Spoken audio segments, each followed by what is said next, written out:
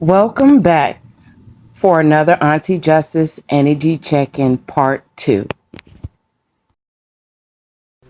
Okay, as we close this reading, the entire table feels complete, like a complete story. It begins with the High Priestess. The High Priestess says, there was something hidden beneath the surface all along. Some of you sensed it long before there was evidence. You couldn't explain it, but your intuition kept whispering that something wasn't adding up. And when we asked Spirit what was hidden, the first cards out were running away, sexual protection, and keeping a promise. And I also want to show you Love Oracle. The bottom of the deck has unfinished business and single. And single is alone, isolation, lonely, guarded. So just so you know, it appears as though we have some unfinished business and the High Priestess is getting to final judgment. So for some in a collective, some of you have been avoiding accountability or avoiding difficult conversations. Sexual protection can point to boundaries, intimacy, or health or vulnerability depending on your person's situation. So keeping a promise suggests that despite the confusion, there is an energy of honor and a commitment or attempting to make something right. Then bugaboo, tired of drama, fulfilling the fantasy, that shifts the message. Someone appears to be exhausted by chaos, whether it's a relationship, whether it's a friendship, family ship, or another situation entirely. There is a growing desire to stop chasing fantasy and return to reality. The High Priestess doesn't reveal anything immediately. She reveals enough for you to begin trusting yourself. And then Spirit brings us judgment. And judgment is where the truth rises to the surface. And so we got public exposure, getting played, hater, and spill the tea. This is spill the tea.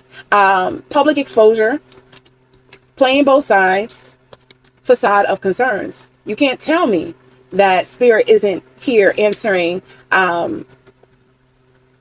questions and providing true clarity on the energy, because finally we have mass. This tells me that this portion of the reading revolves around appearances versus reality. Someone may have been presenting themselves one way while acting another, and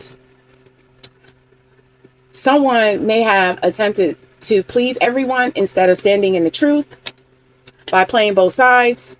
So someone's concern may not have been genuine. Again, this doesn't tell us who. It doesn't verify specific events. Symbolically, though, the cards point towards hidden motives becoming harder to conceal, and judgment says mask eventually become too heavy to wear.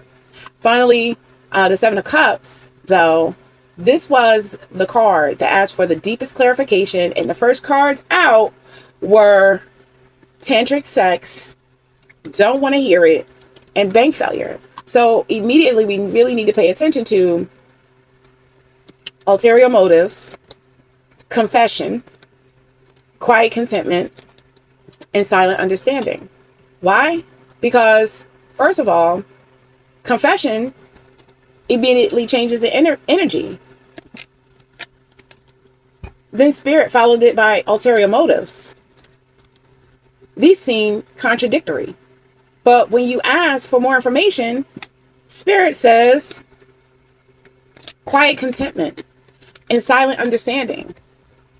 So many of you are seeking peace, but we are dealing with people that have some mess. So that tells me not every confession is manipulation and not every silence is avoidance. Some people remain quiet because they're observing. Others remain quiet because they're finally at peace, and discernment becomes the lesson. Then your final clarifiers arrived with the tantric sex reversed, don't want to hear it, and bank failure. Symbolically, these feels like 3 warnings. Seriously, 3 warnings here. And the reversal on tantric sex can suggest a connection that lacks true emotional or spiritual alignment. Don't want to hear it points towards denial, resistance, or refusing difficult truth. And bank failure expands the reading beyond romance. It can symbolize depleted resources, unstable foundations, financial issues or financial stress, something built on shaky ground. and that cannot sustain itself. Together, they ask the collective not to ignore the red flags simply because an opportunity looks attractive. Not every cup in the Seven of Cups contains a sincere divine gift. Some contain lessons. So the final reading it really begins with intuition. It moves through revelation. It ends with discernment. And someone may finally reveal something with a confession. Someone else's motives may become visible.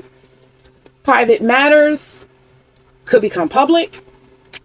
And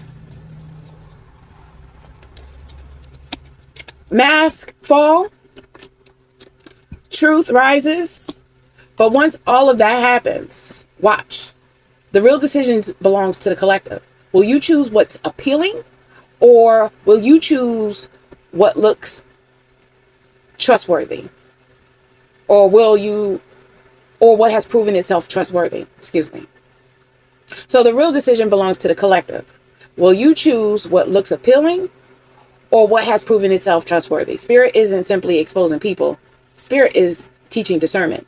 Sometimes the greatest lesson isn't learning who someone else is. It's finally trusting what your intuition has been trying to tell you all along. Therefore, with that said, this has been a great reading. Thank you for joining and staying until the end. Auntie Justice respectfully submitted. Court dismissed.